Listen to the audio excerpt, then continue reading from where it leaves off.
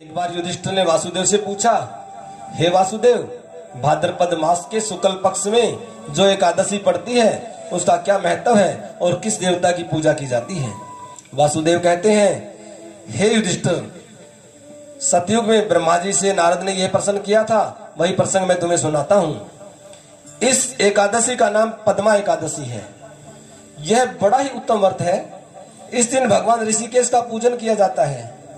सूर्यवंश में मानधाता नाम के एक सत्य प्रतिज्ञ बड़े ही प्रतापी और चक्रवर्ती राज ऋषि हुए हैं। वे सारी प्रजा का अपने औरस पुत्रों की भांति पालन करते थे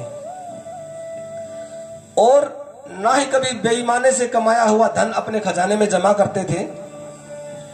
और जहां का राजा इतना श्रेष्ठ हो तो वहां की प्रजा भी उसी के अनुरूप कार्य करती है, क्योंकि जो उच्च पद पर आसीन लोग जैसा आचरण रखते हैं प्रजा उसी का अनुसरण करती है। और इतना धार्मिक राजा होने के कारण उनके राज्य में कभी आपदाएं नहीं आती थी, बीमारी महामारी आदि कभी कोई आती नहीं थी।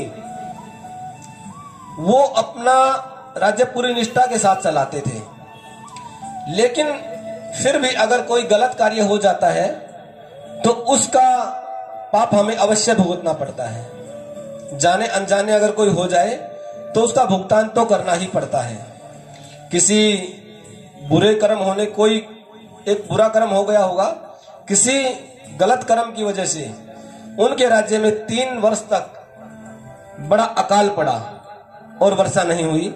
सारी प्रजा भूखी मरने लगी।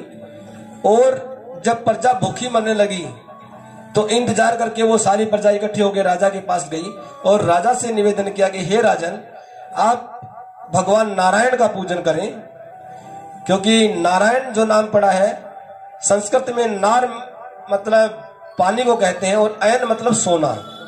जो पानी के ऊपर शयन करते हैं वो नारायण है। तो उन्होंने कहा, हे राजन, आप नारायण का पूजन करें।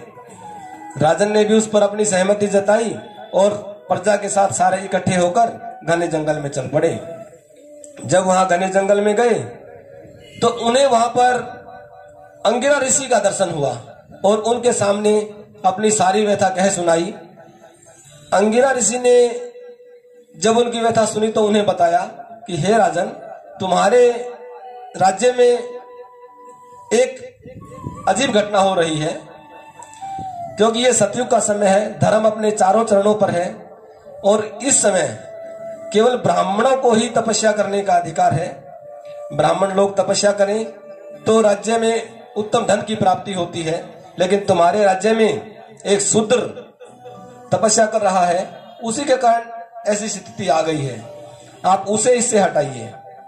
राजा ने कहा, हे महर्षि, एक तो वो निरपराध है और दूसरा तप में लगा हुआ है। ऐसे किसी तपस्वी का मैं अनिष्ट नहीं कर सकता, मुझे कोई दूसरा उपदेश दीजिए।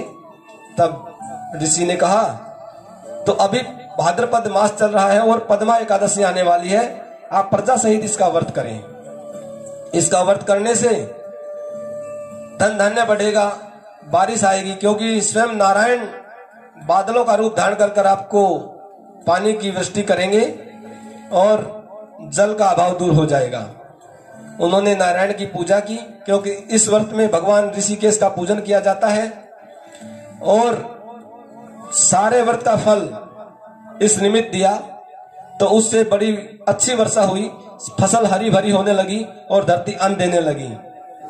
श्री कृष्ण जी कहते हैं, इस एकादशी के दिन जल से भरा हुआ घड़ा उसे वस्त्र से ढककर और दही, चावल, जूता और छाता इत्यादि ब्राह्मण को अवश्य दान करने चाहिए और कथा का श्रवण अवश्य करना चाहिए। इससे आपको व्रत का पूर्ण फल प्राप्त होता है।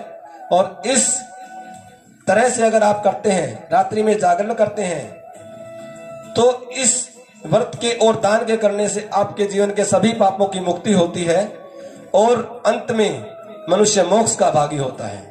जय जय श्री राधे, जय जय श्री राधे। हर हर महादेव। आगे भी महाराज जी के श्रीमुख से कथा प्रसंगों एवं विशेष उपाय को जानने के लिए महाराज जी के YouTube चैनल को लाइक, सब्सक्राइब और शेयर करें और बेल आइकन अवश्य दबाएं।